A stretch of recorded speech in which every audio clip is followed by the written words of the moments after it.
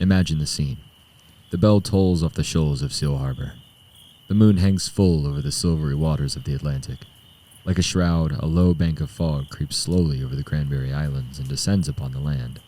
On the sea cliffs near the Cooksey Drive overlook, the atmosphere begins to subtly change, and a darkness of utmost evil settles in with the fog and the damp smell of salt water. Then comes the reenactment of one of humanity's worst crimes, an act of horror that has replayed itself here for more than 250 years. The supernatural event takes the form of sounds at sea. Moans and cries, faraway lamentations, and wailing sobs convey a sense of utmost suffering and despair. In the hold of a ghost ship that cannot be seen, hundreds of men and women cry out for their lives and their souls. Their cries for help go unanswered, for these spirits are doomed to repeat their final torment over and over again. The ghastly recital lasts as long as the sinking of the ship, and then falls the most terrible silence. The story began in the late 1750s. Slavery was legal and no law stood against the importation of slaves from West Africa into the colonies, yet the British made restrictions, costly licenses for slave ships, as well as duties and taxes on their human cargo. Under these circumstances, a new breed of smuggler came onto the scene. Hoping to land a fortune, a young man from a prominent family entered upon a scheme with some companions. They planned on, quote, running slaves. They would outfit a merchant ship as if it were heading out for a long voyage to the East Indies. In actuality, it was going to Africa to pick up slaves. Many ships have been called the Bride of the Seas, but one in particular was most ill-suited for the name.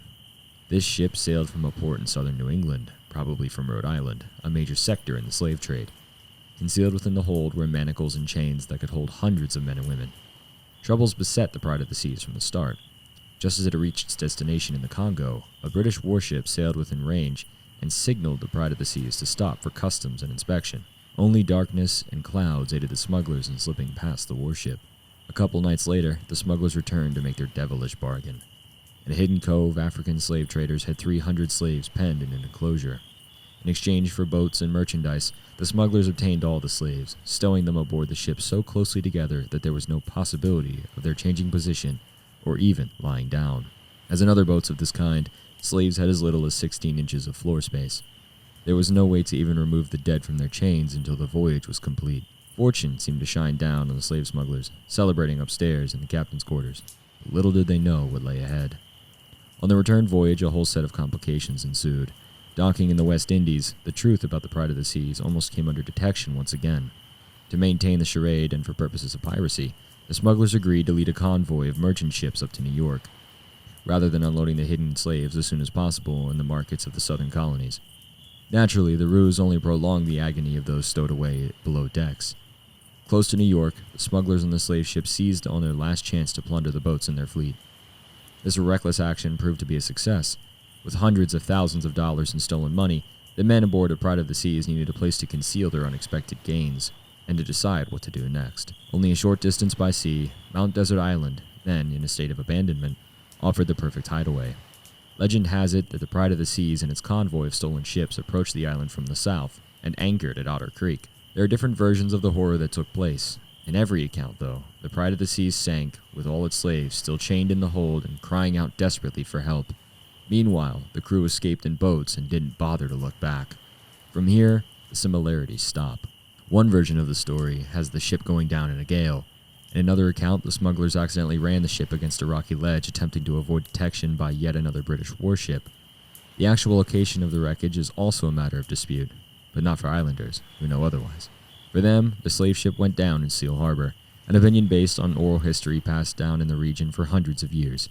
Of course, Seal Harbor is right next to Otter Creek, where the slave ship anchored, and such a location does not lend itself to theories of an accidental shipwreck.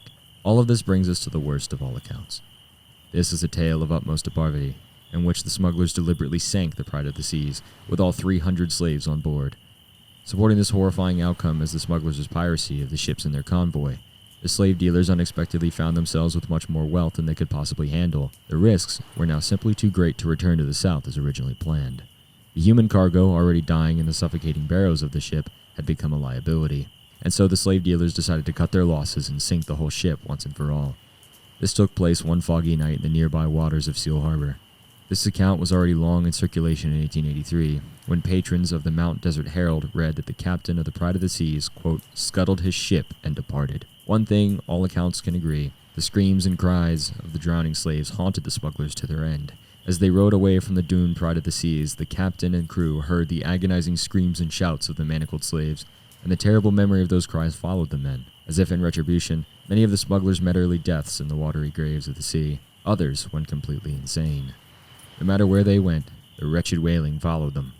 Nothing, it seemed, could stop them from hearing the hopeless screams of the slaves chained to a sinking ship.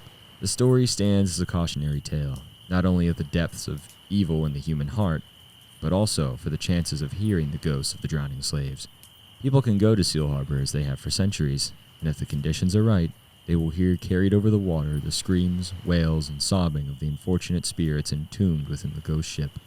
Anyone who has heard their pitiful cries is haunted ever afterward by the memory of gloom, despair, and senseless evil that led to such inconceivable suffering. But for the ghosts of the slaves, the final horror is the continuation of their terrible plight. For these tormented souls, there is no relief in sight, not even the misty realms of the afterworld. Indeed, they are condemned to reenact, in perpetuity, one of the greatest crimes of history. Hey guys, Reaper here. I just wanted to thank you all for either watching or listening, whether you're on YouTube or Spotify. This story was brought to you from Ghosts of Acadia, written by Marcus LiBrizzi and published by Down East Books. I wanted to give both of them a huge thank you and a huge shout out for letting me bring this book to you guys, whether it's in audio form on Spotify or in video form on YouTube. If you want to check out the book for yourself, I will leave a link down below in the description in both Spotify and on YouTube, so you can go check out the book for yourself and support the original author and original publisher. New story coming out tomorrow night. And until then, remember, sleep well, my friends.